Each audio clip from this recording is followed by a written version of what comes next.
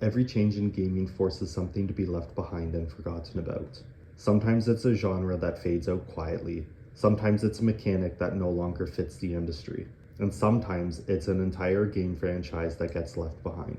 Not because the franchise failed, not because players stopped caring about it, but because the industry and developers moved on. Studios change directions or wants to try something new. Technology is forever evolving, player trends shift faster than ever before. And yet, years later, some game franchises still come up in conversations among friends. They still trend online, they still have fans asking the same question over and over again. Why did the series stop? Why did the studio let the franchise die? But more importantly, should it come back? That's what this series is about. Today we'll be looking at 4 game franchises that I believe should get another game in the series. This isn't about leaks, rumors, or wish lists. None of these games have been confirmed to be coming back with a release day set. This series is looking at where a franchise started, understanding why it mattered, examining where it ended, and why it needs another game in the series. In this episode, we're taking a look at 4 iconic series that have not had a game released in years. Star Wars Battlefront, Bully, Killzone, and Infamous. Each of these games defined a moment in gaming history. Each one built a passionate fan base, and each one existed in an industry that looks very different compared to today. Let's go back to where they started, look at the games in the series, and why this series could deserve another. Let me know in the comments if you think these series should be left in the past or if you'd love to see another one created. The Star Wars Battlefront franchise began in 2004, developed by Pandemic Studios and published by LucasArts. At the time, the idea was simple. Instead of playing only as Jedi or Sith, players would experience the Star Wars universe from the ground level. You weren't the hero, you were a soldier, just another body in a massive galactic war. Battlefront had a campaign, but it was not the main focus to the fans. It was about scale, immersion, and chaos. People went in and played for the massive battles within the Star Wars universe. Battles that included dozens of players, which included vehicles, heroes, and iconic locations that was pulled directly from the films. Battlefront 2 released in 2005, which expanded on that formula, adding space combat, more factions, and deeper progression.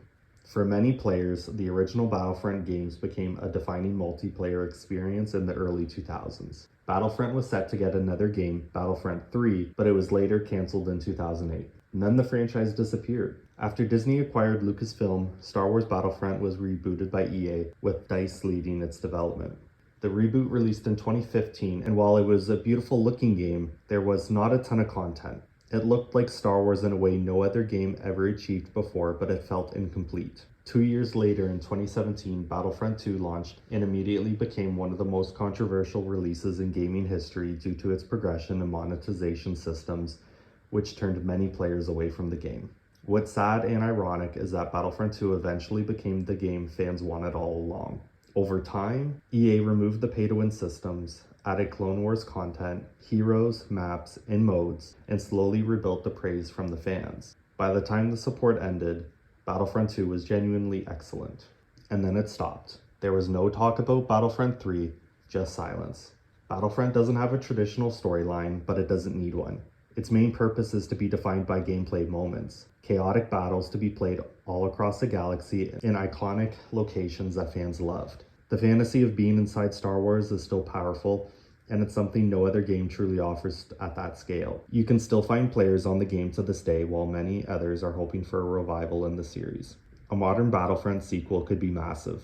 Fully realized ground-to-space combat, all eras represented equally. Larger sandbox systems, community-driven updates. It could finally become the definitive Star Wars multiplayer experience that the franchise has always been chasing. Star Wars has been announcing more games that will be coming out in the next few years, but there is still no word about the Battlefront series. With the latest developer being EA and their focus on their other games such as Battlefield 6, who knows when they would be able to fit it in. Fans, including myself, want Battlefield back because it just ended as it found itself again. There's a sense that it never reached its full potential due to the issues around its launch. So does Star Wars Battlefront need another sequel? Yes, but only if it's done with purpose. Another Battlefront should not exist to chase trends or monetize nostalgia. It should exist to finally deliver on the fantasy that players have wanted for over 20 years. If that commitment isn't there, then maybe it's better to let the battlefield stay quiet. Bully launched in 2006 and was developed by Rockstar Games. From the moment it was announced, it was controversial, mostly because of its name. People assumed it would glorify bullying or violence. Instead, Bully turned to be one of Rockstar's most human and thoughtful games. You play as Jimmy Hawkins, a teenage troublemaker sent to Bulworth Academy, a corrupt and dysfunctional boarding school filled with cliques, authority figures, and social hierarchies. Unlike Grand Theft Auto, Bully wasn't about chaos for its own sake, it was about survival and navigating systems stacked against you. The game tackled adolescence in a way few games ever have. It explored insecurity, power dynamics, and rebellion without ever feeling mean-spirited. Jimmy wasn't a villain, but he also wasn't a hero. He was just a kid trying to make sense of a broken environment. Bully received a remastered release with the Scholarship Edition in 2008, adding new classes, missions, and other content. Rumors of Bully 2 circulated, with even concepts leaking. Development allegedly started and stopped multiple times, but it was ultimately cancelled. A modern Bully sequel could still easily exist. They could explore late teen life or even college environments. They could modernize it so it looks at social media influence and online reputation. Rockstar's storytelling tools are far more advanced now than they were in 2006. Sadly, Rockstar Games nowadays tends to take their time when releasing games, with their recent focus being on Red Dead Redemption 2 and the Grand Theft Auto series. With GTA 6 still being in development, it is hard to know when they would even be able to start working on another project like Bully 2. Let's hope that they would be willing to work on a smaller story again once GTA 6 finally releases. Killzone was released in 2004 and was developed by Guerrilla Games as Sony's attempt to establish a first-person shooter. Often compared to Halo because of its similarities, Killzone immediately set itself apart through tone. It was darker, heavier, and a more oppressive game. The series followed an endless war between ISA and the Helghast, a brutal, industrialized empire born from exile. The Helghast weren't cartoon villains. They were the result of political failure, resentment, and propaganda. Killzone wasn't interested in heroism. It was interested in conflict as a machine that never stops feeding itself. Killzone 2 and 3 refined the formula, leading into cinematic presentation and intense gunplay. Killzone Shadowfall launched alongside the PlayStation 4, serving as a technical showcase more than a true evolution of the franchise. And then Killzone was forgotten about and Guerrilla moved on. No new game was set to be released. The studio reinvented itself by leaving the Killzone series and working on other projects such as Horizon Zero Dawn and Death Stranding. As both of these series have gained popularity, it seems Guerrilla is focused on those universes rather than going back to Killzone. Fans often ask for Killzone's return because PlayStation no longer has a grounded military FPS. But has the industry changed? The genre has shifted towards faster movement, live service models, and constant engagement. A new Killzone could be a throwback to what the genre used to be, allowing players to have a more unique experience that is not found in many shooters today. Even if Killzone doesn't get a full sequel in the series, PlayStation tends to love creating remasters, many of which get released on PC. With 4 games in the series, this could meet fans in the middle by allowing them to relive the campaigns and give the fans a way to play Killzone online multiplayer again. The hell was that?